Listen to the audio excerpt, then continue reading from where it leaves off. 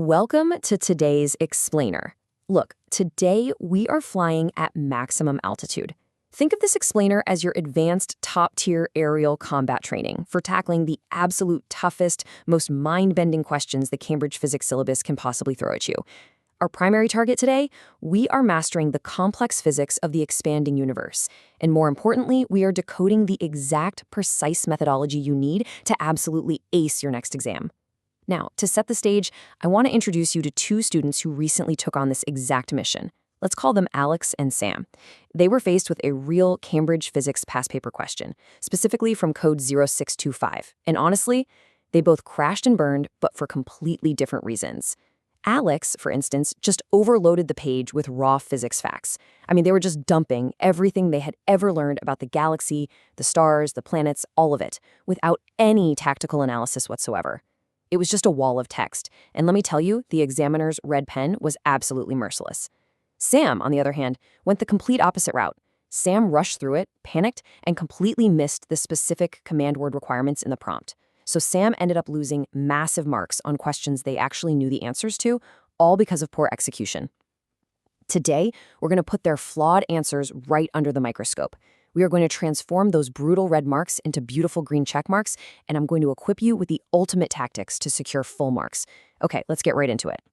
So here is the big one. How do we calculate the exact age of the universe? This is literally the million-dollar question. It perfectly bridges the gap between the grand, awe-inspiring scale of theoretical astrophysics and the incredibly precise, rigorous mathematical calculations that your examiners are aggressively looking for. When Alex faced this specific prompt, they wrote what I can only describe as a beautifully poetic essay about the stars.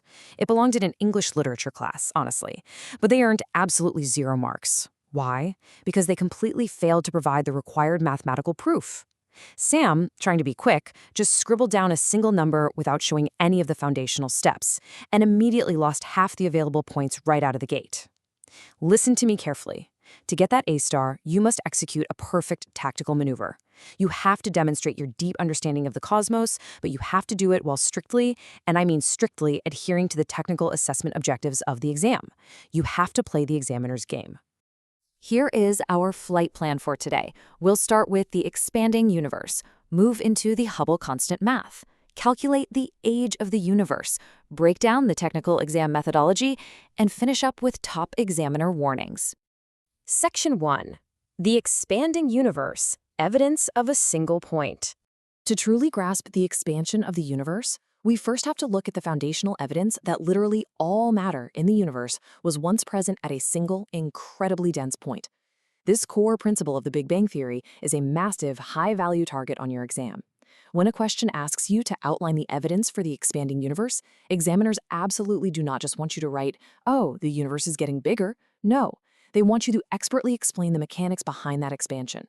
Notice how the two critical variables examiners hunt for are broken down right here: speed and distance. Speed, which we represent with the letter V, is derived from wavelength changes. We're talking specifically about the red shift of light from distant galaxies. As a galaxy moves further away from us, the light waves stretch out, shifting dramatically toward the red end of the electromagnetic spectrum. It's like a visual Doppler effect. Then we have distance, represented by D. This is determined using supernova brightness. Specifically, astronomers look at type Ia supernovas. These act as standard candles because their intrinsic true brightness is a known mathematical constant. This allows us to calculate exactly how far away they are based purely on how dim they appear from our perspective on Earth. Now, to write a perfect answer, we use the Peel framework: point, evidence, explanation, link. Think about Alex and Sam again. Alex wrote, "Galaxies are moving fast. We know this because of redshift and supernovas are bright." 0 marks, no structure. Sam, however, learned the Peel framework and wrote, "The universe is expanding. We observe redshift in distant galaxies. This wavelength change indicates galaxies are moving away with speed v, while their distance d is found via supernova brightness. Therefore, this simultaneous recession of all galaxies links directly to an origin from a single point."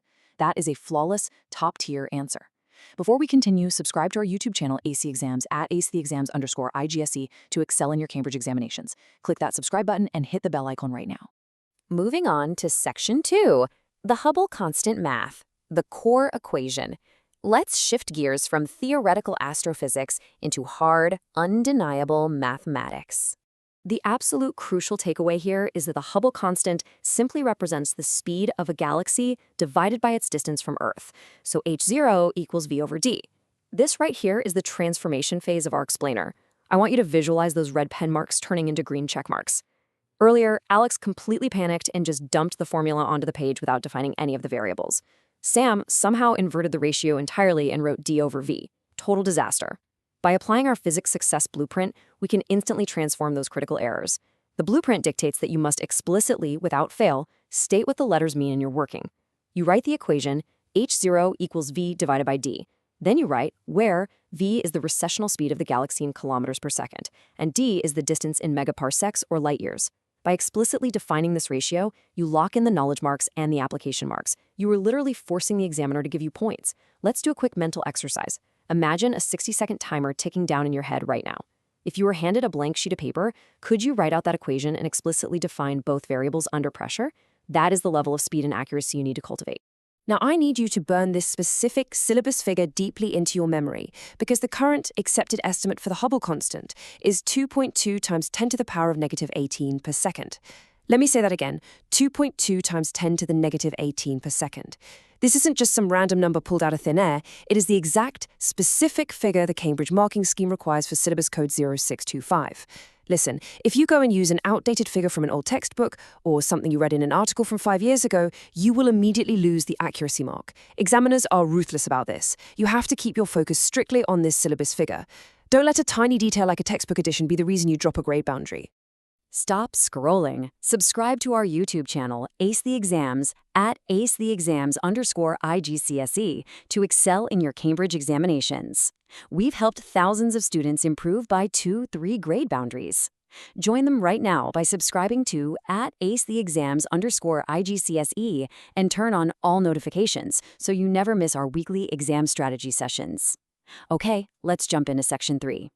Age of the universe. Time is distance over speed. Let's see how we take this ratio and creatively flip it to solve for time. Let's run an interactive workshop right now. Imagine a complex data table flashing on your screen right now, showing the speeds and distances of 5 different far-off galaxies. You have a 60-second visual countdown timer ticking away. Your first challenge, data scan. You need to extract the core trend from that table instantly. And the trend you need to spot is that as distance increases, speed increases proportionally. Okay, challenge number 2, find the flaw. Listen to this sample paragraph from Alex and tell me exactly where they lose the mark. To find the age of the universe, you divide distance by speed, so the age is v over d. Did you catch it? Alex stated the correct English principle, distance over speed, but then wrote the wrong algebraic fraction. They wrote v over d instead of d over v. It's a classic panic mistake. Now for challenge 3, speed writing. You have 30 seconds to write down the flawless derivation. Ready? Here it is. Step 1, you write the constant, h0 equals v over d. Step 2, you recall basic kinematics, time equals distance divided by speed. Step 3, you derive the formula, therefore age equals d over v. And since h0 is v over d, the age is simply the reciprocal, 1 over h0. Boom. Showing these 3 exact steps clearly and sequentially is your guaranteed foolproof pathway to securing full marks. You are leaving absolutely nothing to chance. Section 4. Technical exam methodology. The examiner's lens. Now that we have the hardcore physics and the complex math nailed down, it is time to translate this conceptual knowledge into top grades using exact, repeatable procedural frameworks. I need you to really internalize this quote. Never, ever underestimate the method mark strategy.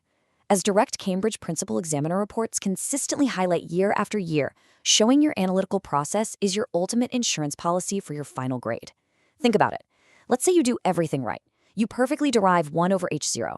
But then when you type 2.2 times 10 to the negative 18 into your scientific calculator under extreme sweaty palms exam pressure, your finger slips and you miss a 0.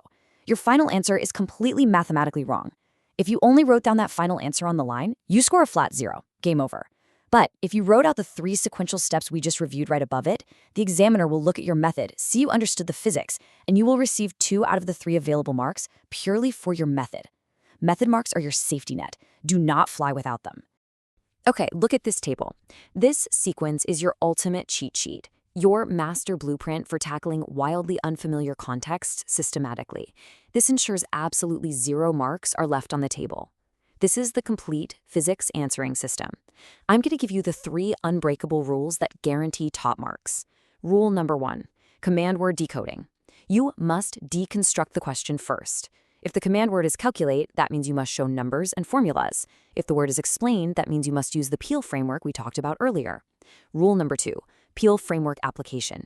You extract data from the provided tables, select the right analytical framework, and integrate it into your point, evidence, explanation, and link. Rule number 3, time management matrix. You execute your math and present your final answer swiftly and clearly. Just look at the sequence: deconstruct, extract, select, execute, present. If you memorize this exact workflow, you will systematically process literally any astrophysics question thrown your way. You'll be effectively flying at maximum altitude without burning out your engines. Notice the massive contrast in approaches here. Standard, middle-of-the-road answers act like the Hubble constant exists in a total vacuum, completely separate from the rest of physics. But top-scoring, elite answers demonstrate high-level evaluative thinking. Principal examiners constantly highlight that anchoring your astrophysics knowledge to other areas of the syllabus is exactly what elevates a response to the top tier. And honestly, whether you are studying syllabus code 0625, 0651, 0652, 5054, or 9702, cross-topic connection is king. It rules them all. For instance, linking the redshift of distant galaxies back to the fundamental physics of the Doppler effect, or tying it into the specific properties of electromagnetic waves, shows a profound, deeply integrated understanding of the subject. It shows the examiner you aren't just blindly reciting a textbook. It proves you are genuinely thinking like a real physicist. Section 5. Top examiner warnings, pitfalls to avoid. Let's expertly navigate safely around the exact areas where thousands of students unnecessarily drop easy marks every single year. You absolutely must avoid these 3 most common mistakes by rigorously double-checking your presentation and tying your physics calculations specifically to the context of the question. First up, forgetting proper format. If you calculate the incredibly complex age of the universe, but you forget to specify the final unit, whether it's seconds, years, or millions of years, you will drop a mark. It's tragic, but it happens all the time. Second, failing to check overall presentation conventions. Listen, examiners hate messy, chaotic, unstructured calculations where the logical steps jump randomly all over the page. Use clear, deliberate annotation. Line up your equal signs vertically. Make it easy for them to give you points. Third, providing generic answers. This is a big one. If the exam question gives you a specific data table about, say, the Andromeda galaxy, and your written answer just casually talks about galaxies generally without ever referencing the specific numbers or data provided for Andromeda, you are immediately losing context application marks. You have to use what they give you. Look, cognitive load during an exam is incredibly real. Creating a simple mnemonic can ensure you never drop these easy marks under the intense pressure of a ticking clock. Take the first letters of our blueprint: deconstruct, extract, select, execute, present. DESEP. Make up a weird, memorable phrase that works for your brain. Seriously, do it right now. When you successfully combine these psychological memory hacks with the deep, technical, conceptual understanding of things like redshift and standard candles that we discussed today, your mark potential literally skyrockets from 0 to 100%. You become unstoppable. So the tactical blueprint is entirely in your hands now. You know the underlying physics, you know the exact math, and you know precisely what the examiner's red pen is desperately searching for.